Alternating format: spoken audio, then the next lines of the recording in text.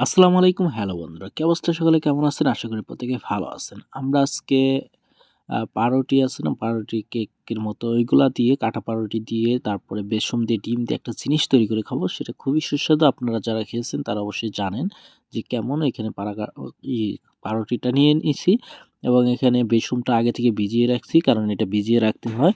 আর এখানে ডিম ভেঙে দিতেছি। ডিম ভেঙে দিবেন আপনারা। ডিমটা দিয়ে সুন্দর করে মিক্সড করে নিতে হবে। তা না হলে কিন্তু হবে না। ভালো করে মিক্সড করে নিবেন। আর এখানে সবকিছু উপকরণ কিন্তু দিয়ে নিতে হবে। আপনার বেসনটার মধ্যে আগে আমরা ডিমটা মিশিয়ে দিচ্ছি ভালো করে। দেওয়ার পরে এখানে আপনারা দিয়ে দিবেন। ভালো করে মিক্সড করা কমপ্লিট আমাদের। তারপরে এখানে কিন্তু একটু লবণ দিবেন। লবণ না দিলে কিন্তু লবণ হবে না, সেক্ষেত্রে কিন্তু স্বাদটা লাগবে না। আর লবণ দেওয়ার পরে মিষ্টি করার জন্য মিষ্টি জাতীয় চিনি দিয়ে দিবেন, ঠিক আছে? চিনি অথবা গুঁড়ো দিতে পারেন আপনারা, যদি যেটা ভালো মনে করেন।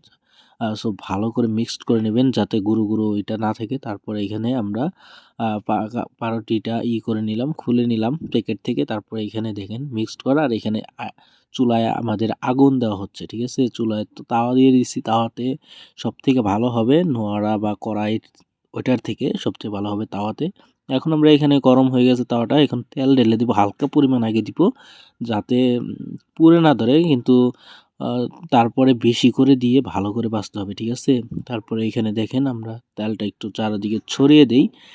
ছড়িয়ে দেওয়ার পরে এখান থেকে আমাদের যে নোয়ারাটা তাওয়াটা এটা একটু মানে হয়ে গেল, পিছলে জাতীয় হয়ে গেল তেলের কারণে। এখন আমাদের যদি এটা ভিজিয়ে দেই সেক্ষেত্রে ভালো হবে, ঠিক আছে? এখন আমরা পাউরুটি নিলাম, নেওয়ার পরে এখানে ভিজালাম।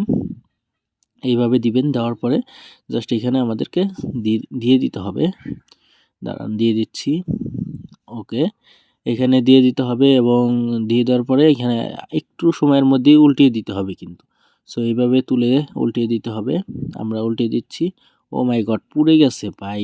এটা তেল কম হয়েছে। এখন আমাদের কিন্তু আরও একটু তেল দিয়ে নিতে হবে, কারণ তেল কমের কারণে পুড়ে গেছে। তেলটা একটু বেশি হলে পুড়তো না। আমরা তো আর বুঝি না মানে অতটা, ঠিক আছে? এখন এই যে এটা কিন্তু পুড়েই গেছে, বাট এর পরের যেগুলো বাজবে সেগুলো একটু সুন্দর হবে। বুঝতে পারলাম যে একটু তেলটা বেশি দিতে হবে। সো এই যে এখন আমরা দিচ্ছি আরেকটা এইগুলা মনে করেন যে একটু সুন্দর দেখা যাবে। ওইটা সাইড করে রেখে দেই। এইভাবে কিন্তু আপনারা ভাজি করবেন, খুবই ভালো লাগে। ডিম যদি আপনারা একটু বেশি দেন সেক্ষেত্রে আরও একটু সুন্দর মানে সুস্বাদু লাগবে। কারণ আমরা তো ডিম দিয়েছি মাত্র ১ পিস।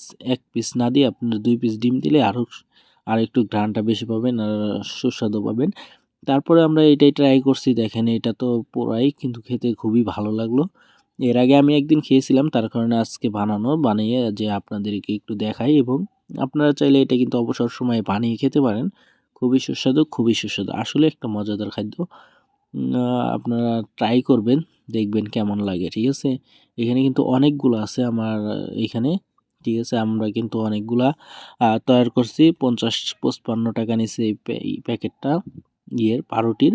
আর এমনি ডিম, বেসন সবকিছু মিক্সড করে কিন্তু অল্প টাকার মধ্যে কিন্তু ভালো একটা খাবার হয়ে যাচ্ছে, ঠিক আছে?